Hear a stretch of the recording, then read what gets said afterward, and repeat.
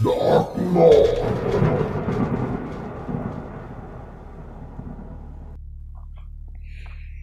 Oke bro, balik lagi di channel gua di Dark Note. Kemarin kan gua udah cerita kalau gua sama ibu gua itu udah gak bisa balik lagi ke rumah. Kita putusin buat nginep di rumah om gua karena ancaman yang gua dapetin, entah itu orang iseng atau dari siapa, gua gak tahu. Ibu gua gak tahu. Pokoknya kita ditulis di tembok itu jangan kembali. Dan itu bikin kita agak shock juga ya. Nah kan gue itu sama ibu gue itu nginep di rumah om gue. Om gue itu kebetulan punya teman semacam katakanlah paranormal atau mungkin disebut orang pinter atau apalah, gue gak ngerti juga ya. Pokoknya dia itu temen om gue itu ahli lah, dia tahu di masalah kayak gitu.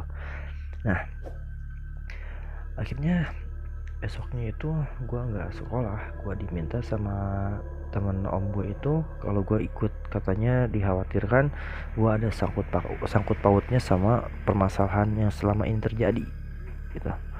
Akhirnya gue, ibu gue, om gue, terus sama dua temen om gue ini yang paham masalah itu, kita pergi berlima berangkat ke rumah gue.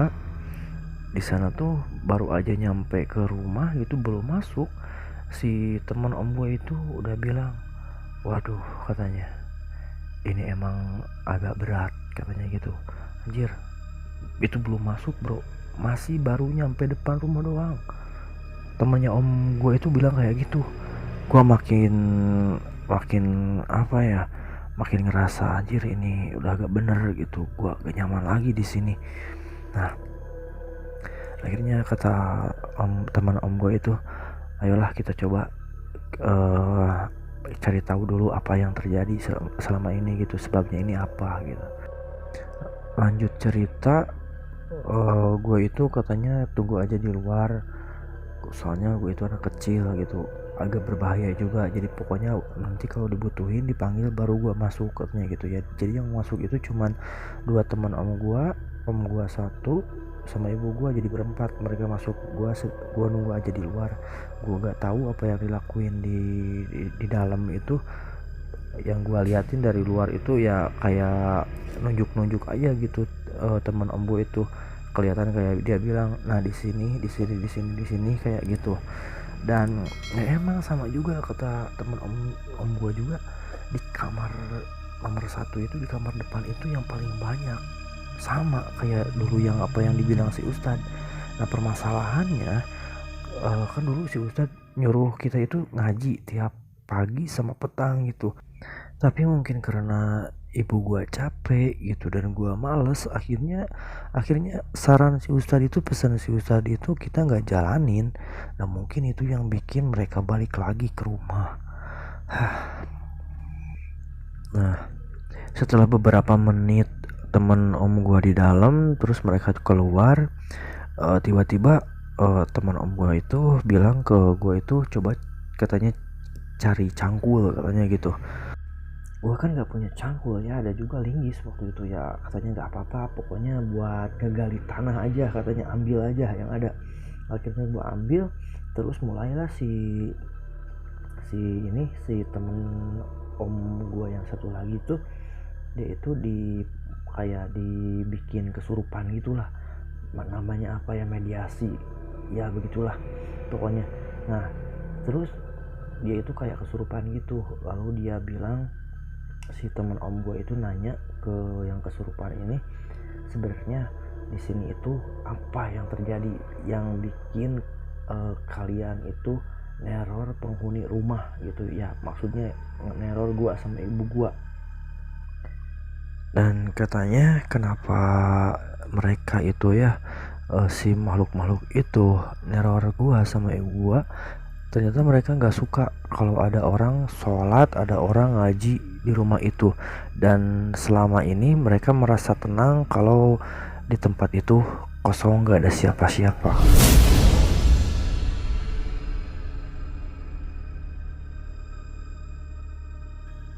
Jadi bener bro, apa yang dulu si Ustadz bilang, kalau jin itu, siluman itu, atau setan dan ya makhluk-makhluk kayak gitu, mereka itu emang udah ditanam di situ gak, dan gak mau pergi gitu.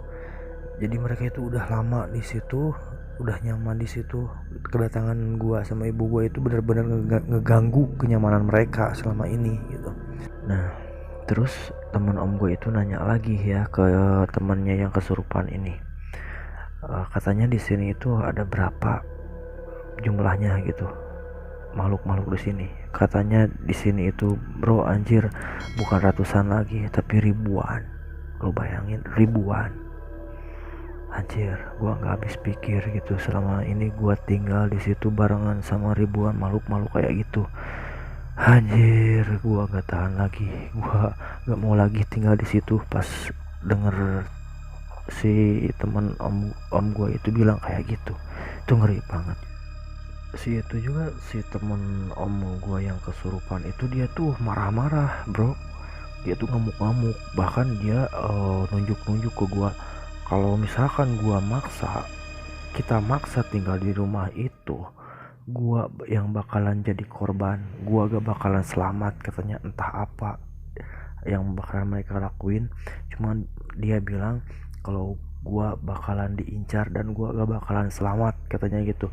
Nah, om gua itu nanya, ya bukan teman om gua ya, om gua yang nanya ke yang kesurupan ini, katanya mau lu apain anak ini katanya gitu. Dia gak mau jawab, pokoknya gua diancam waktu itu. Nah, ibu gua kan ketakutan, terus bilang ke teman om gua itu kalau sebisa mungkin usirlah gitu, usir mereka gitu. Tapi tetap aja dia dinegosiasi gimana, ditanya maunya apa, asal kalian pindah. Mereka gak mau, mereka udah nyaman di situ. Benar-benar mereka bilang ini tempat kami, ini tempat tinggal kami di sini, kami semua di sini katanya, gak bakalan pindah kemana-mana. Temen om gue itu nggak begitu aja ngalah ya.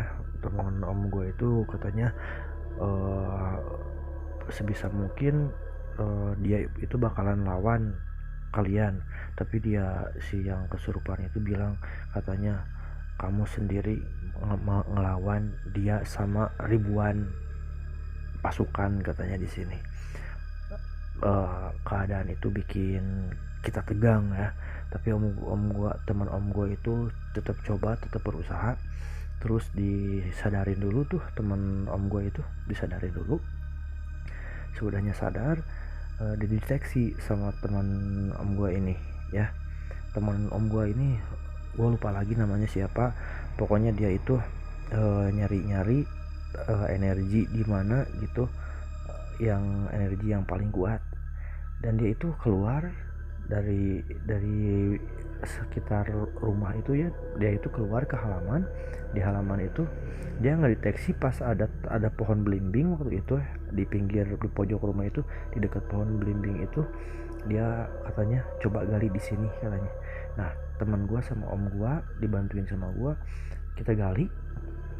Ternyata bener bro, di bawah pohon belimbing itu kayak ada sesuatu gitu, cuman udah bentuknya itu udah tanah, tapi masih ada bungkus-bungkus kain yang udah, kain putih yang udah lusuh gitu, udah mau hancur gitu. Nah, katanya itu ini ditanam seseorang di sini gitu. Kita belum tahu siapa yang nanam itu. Kita cari lagi, om gue deteksi lagi, pokoknya banyak bro. Bahkan ada katanya yang di bawah tembok gitu, di dalam rumah di bawah tembok. Nah, itu susah kita galinya gitu, susah. Pokoknya sekitar rumah itu ditanam-tanam banyak banget, banyak banget.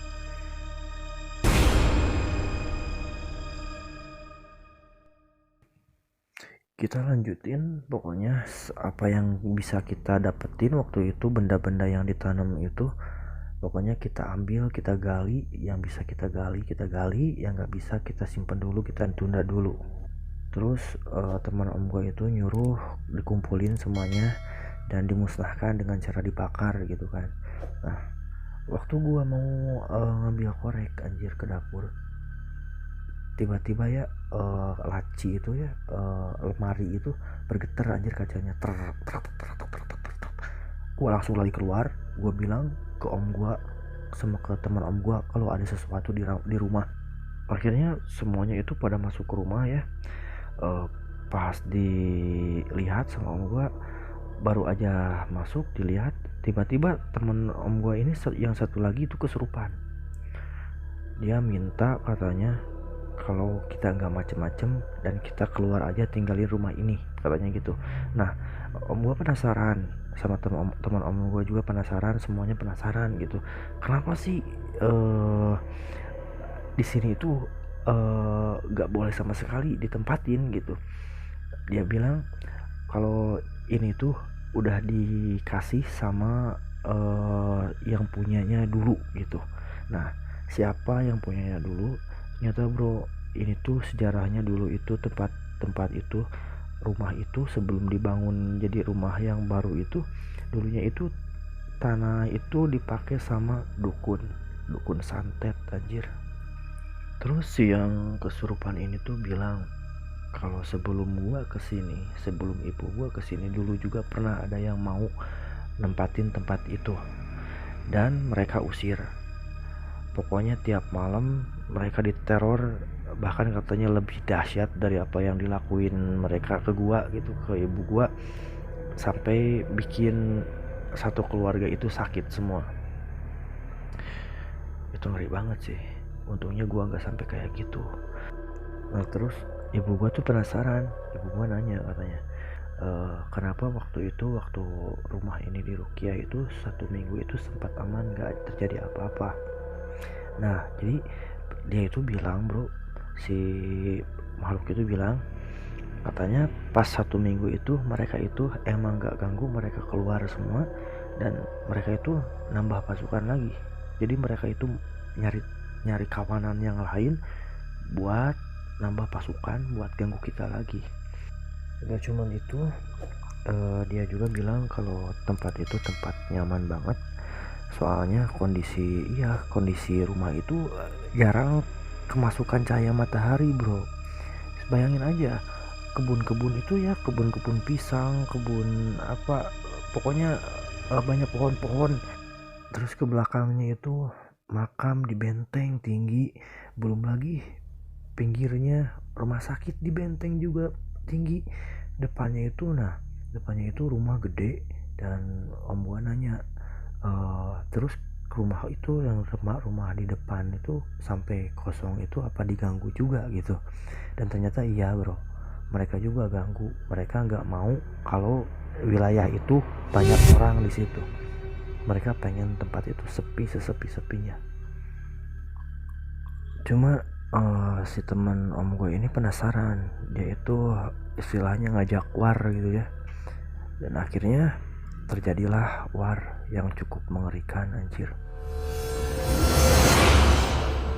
Teman om gue itu dia bacain doa gitu ya, dia coba usir paksa makhluk-makhluk itu. Apa yang terjadi anjir, gue ngerasain yang namanya badan gue itu lemes, tangan gue itu gemeteran. Gue disuruh keluar katanya, gue dibawa sama ibu gue keluar. Terus om gue juga ngerasain kalau kondisi di rumah itu tiba-tiba terasa panas, gerah, keringet, semua orang keringetan. Gue nggak ngerasain panas, gue udah di luar. Gue cuman tangan gue tetap gemeteran, kaki gue gemeteran, lutut gue tuh lemes banget. Gue duduk aja ngeliatin. Wah pokoknya di dalam itu kayak berantem lah. Gue denger sesuatu yang pecah. Nah ibu gue cek ke dalam, sambil ngerasa takut juga pastinya, tapi takut terjadi apa-apa. Ibu gue sama om gue cek ke dalam, yang pecah itu piring bro. Dan piring itu posisinya itu di dapur, di rak. Setahu gue gitu, gak ada piring lain selain di dapur, di rak. Dan itu dilempar ke deket pintu dapur. Itu kayak dilempar, jaraknya itu dari rak tempat cuci piring itu mungkin ada 4 atau 3 meter lah jaraknya itu. sedangkan di luar gue cuma bisa merhatiin. Gue mau masuk ke dalam, penasaran sih sebenarnya pengen masuk ke dalam, cuma gue takut. Gue ngeliatin aja dari luar, gue ngeliatin kalau temen om gue ini hidungnya tuh keluar darah, terus dibawa sama temennya yang satu lagi keluar. Dan si om gue juga bilang katanya udah aja lah, ini gak bakal bener, katanya kita pulang aja sekarang. Kita biarin dulu beberapa waktu, kita cari solusinya. Soalnya ngelihat kondisi temen om gue itu udah berdarah hidungnya, dan takut terjadi sesuatu gitu kan, berabe juga kan kalau urusannya sama nyawa orang gitu. Nah akhirnya kita pulang aja, udah tinggalin aja rumah itu, kita pulang ke rumah om gue. Nah di sana kita runding, gue, ibu gue sama om gue, dan teman om gue itu pulang lagi ke rumahnya. Di rumah om gue runding lagi sama ibu gue kalau rumah itu kayaknya sebaiknya itu dijual lagi lah gitu. Cuman dalam keadaan ini kita bingung juga mau jualnya gitu kan, mau jual ke siapa, dan takutnya orang yang beli rumah kejadiannya kayak gitu. Kita gak tega kan kalau misalkan kejadiannya sama kayak yang kita alamin. Nah kata om gua, gimana kalau misalkan bilang ke orang yang dulu ngejual rumah itu. Nah akhirnya ibu gua lanjut cerita, akhirnya ibu gua hubungi lagi orang yang ngejual rumah itu. Katanya uangnya udah gak ada, uangnya udah dipakai gitu, gak mungkin bisa dibalikin. Kita akhirnya pasrah aja, kita tetap berusaha nawari rumah itu dan ngebilangin kondisinya kayak gimana gitu. Kita nggak mau jadi ribet ke depannya, kita tetap jujur bilang sesemuanya. Kalau misalkan rumah itu dijual dengan harga yang sama bro, dulu juga kita beli itu harganya emang murah gitu, pantesan aja murah itu, ternyata emang kayak gitu. Dan kita nggak ngambil keuntungan dari tempat itu, dari rumah itu, kita jual dengan harga waktu kita beli gitu. Tapi tetap aja yang beli itu susah, mereka tahu kayak gitu, mereka batalin. Cuman ada mungkin 4-5 bulan ke depan, akhirnya rumah itu dibeli sama pihak rumah sakit. Alhamdulillah, akhirnya setelah terjual, ibu gua cari rumah baru lagi, dan kita milih rumah di Perum yang baru dibangun gitu. Dan di situ juga ada cerita lain bro, cerita yang cukup seram.